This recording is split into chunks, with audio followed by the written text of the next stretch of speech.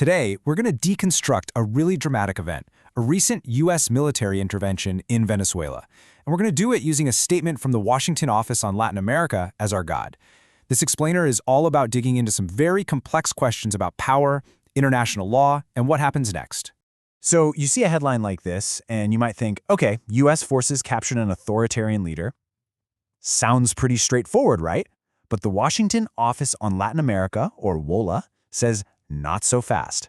They argue this move is anything but simple and that it actually sets a really dangerous precedent. So what is the problem? Let's unpack their analysis. All right, first things first, we've got to understand exactly what happened. This whole firestorm was kicked off by one very specific, very decisive military operation. Okay, so here's the core event according to WOLA's report. On January 3rd, 2026, U.S. forces launched strikes inside Venezuela. The result? They captured and extracted the country's leader, Nicolás Maduro, along with his wife, Cilia Flores. But a thing like this doesn't just happen out of the blue. WOLA lays out a timeline here that shows how things escalated. It really starts back in July of 2024. Venezuelans vote for a change, but Maduro just stays in power, unlawfully. Then things get more serious. In September 2025, the U.S. strikes a boat, and that kicks off a whole series of military attacks that build and build, all leading to that direct intervention in January.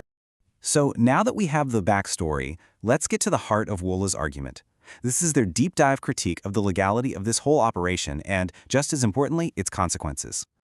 And WOLA does not pull any punches. They don't see this as just breaking one little rule. No, they call it a multi-layered violation. That means they believe it's wrong on several levels, breaking both U.S. domestic law and international law. That's a really strong claim. So they break it down into four major legal objections. First off, it was done without getting authorization from the U.S. Congress. Second, it stomps all over the limits placed on a president's power to wage war. Third, it's a clear breach of international law. And finally, the big one. WOLA says there wasn't even a legitimate claim of self-defense to justify it.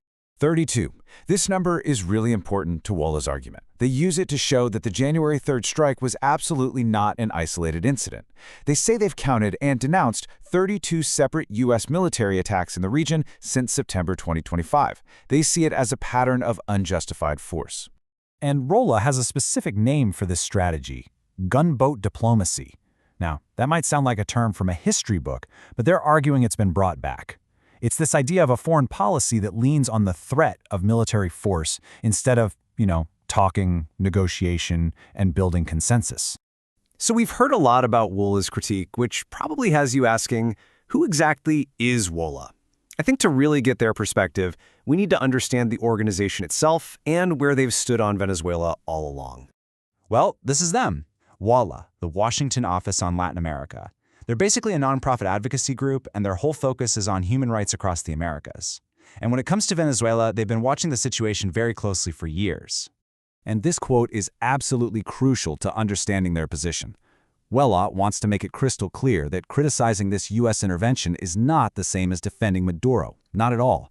They've consistently condemned his government's abuses, while at the same time pushing for a U.S. policy that's based on human rights, not military might. This chart really lays it all out, doesn't it? On one hand, WOLA gets it. They see the reality in Venezuela, a huge humanitarian crisis, an investigation for crimes against humanity, terrible repression. But on the other hand, their judgment on the U.S. intervention is just as clear. They see it as reckless, dangerous, a violation of international standards, and a seriously worrisome precedent. So they see the problem, for sure, but they fundamentally reject this solution. Okay, so if unilateral military action is the wrong answer, what's the right one?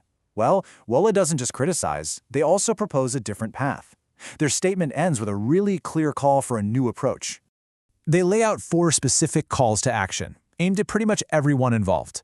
First, to the Venezuelan authorities. They say, respect human rights, free your political prisoners. To the U.S. administration, stop the military actions, start supporting negotiations. To the U.S. Congress, step up and reclaim your constitutional power to authorize force. And finally, to the whole international community. Everybody needs to focus on de-escalation and finding a peaceful way out of this. And in the end, it all boils down to this.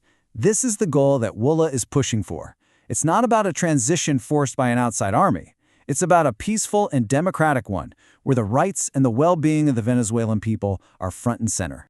Which brings us right to the final, really critical question that Wola's analysis leaves us with. It's a question that's so much bigger than just this one incident, right? In a world that's supposed to have international laws and alliances, what happens when one powerful nation just decides to go it alone? Who actually gets to set the rules then?